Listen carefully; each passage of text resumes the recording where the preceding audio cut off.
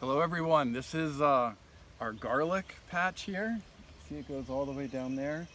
This is a garlic plant here, and we do red Russian and German porcelain garlic. We trialed 7 or 8 different varieties the first year, and those were the ones that grew the best. And they're starting to get a little bit yellow because it's going to be ready to harvest them soon. And so once they get yellow and start looking dried up, that's when you can pull them out of the ground. And before we do that, you can see this is the flower of the garlic coming out here. It's called a scape.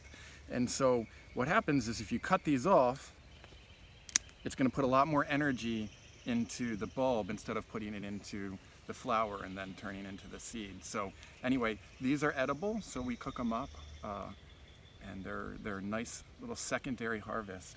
So we planted this several years ago, and what's nice is if you plant enough of it, then when you harvest it, we just let it air dry in the shade for a few weeks and then put it down in the basement, and it stays all year long. So we're still eating plenty of the garlic we had last year, and all of this was planted from the bulbs that I originally got from the store. So that's our garlic.